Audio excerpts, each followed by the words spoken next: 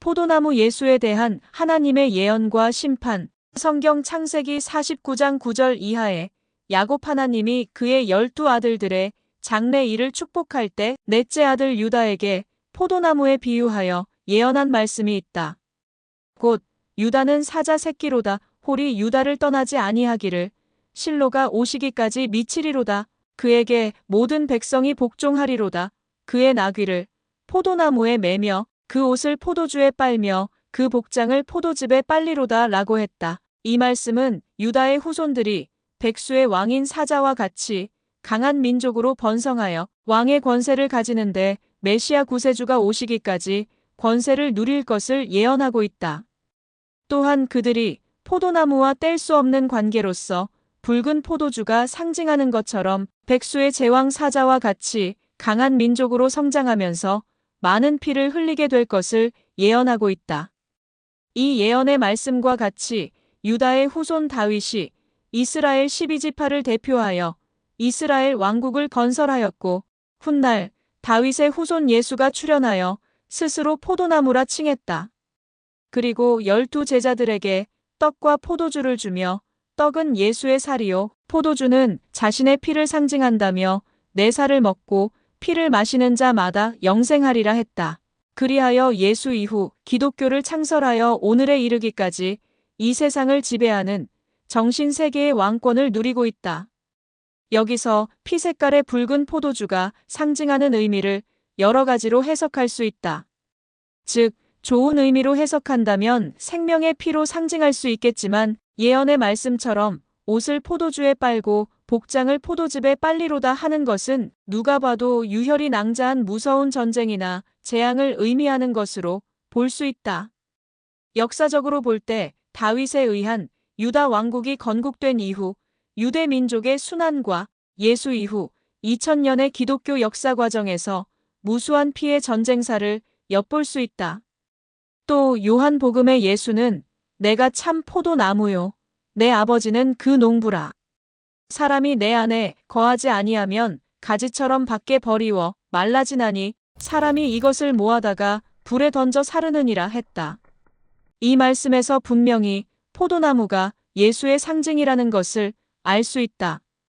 여기에 대한 짝의 말씀을 에스겔서 15장에서 살펴볼 수 있는데 과연 예수는 하나님 앞에 어떠한 인물이며 어떠한 심판을 받고 있는지 알 수 있다.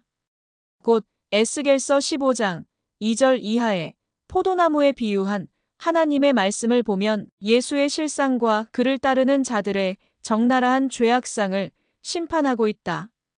즉, 포도나무가 모든 나무보다 나은 것이 무엇이랴?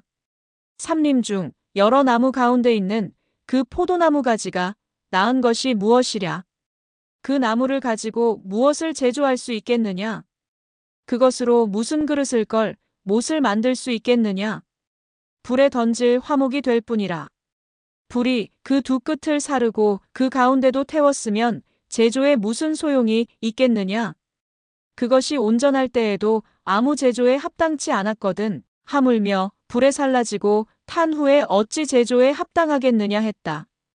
이 말씀은 곧 포도나무 예수와 그를 따르는 자들이 어떤 제목으로도 쓸 수 없는 화목제밖에 안 되는 존재라는 것이다.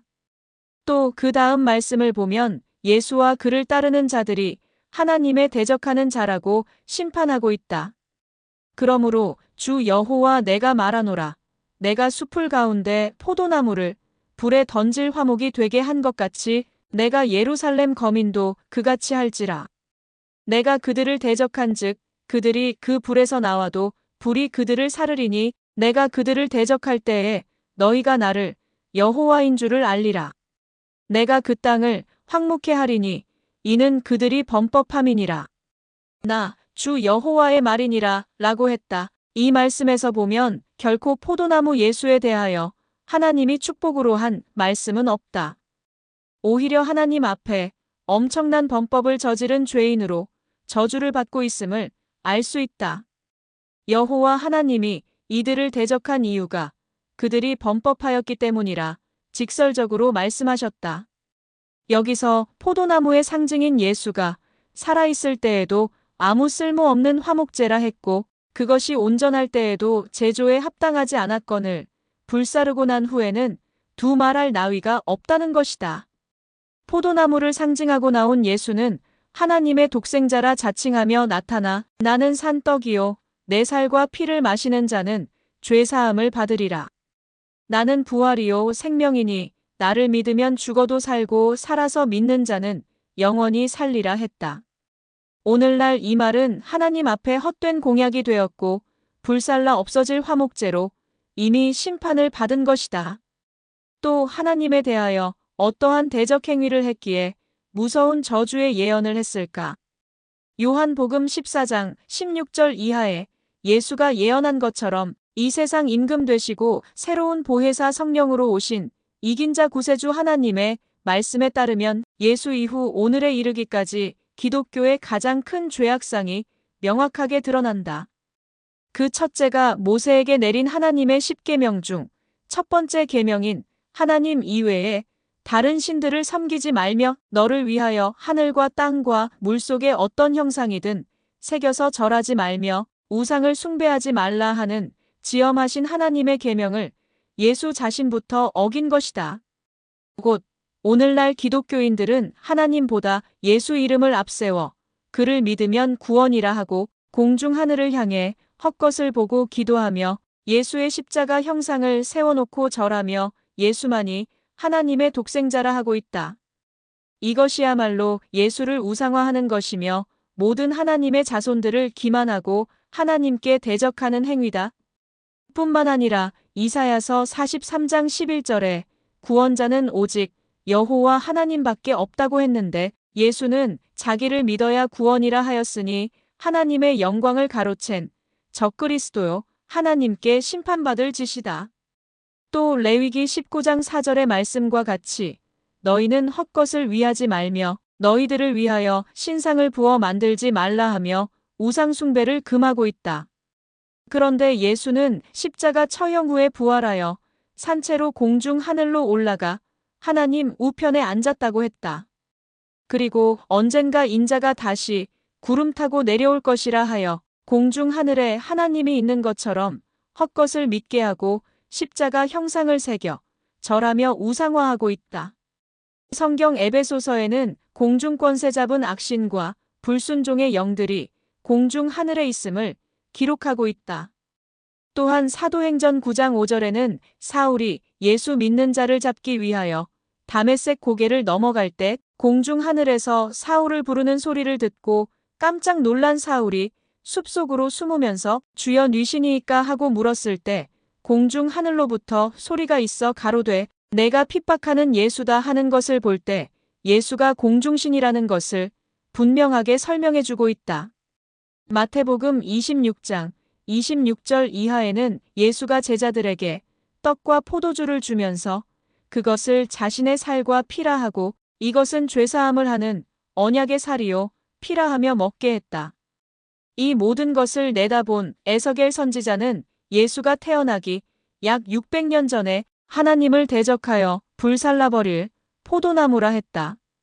계시록 2장 7절 이하에 있는 이긴 자에 대한 예언처럼 하늘나라에 감추었던 생명과일과 만나를 가지고 나오신 이긴 자 구세주께서는 출애굽 20장에 전하는 하나님의 10계명 가운데 가장 중요한 계명을 어겼다고 말씀하셨다.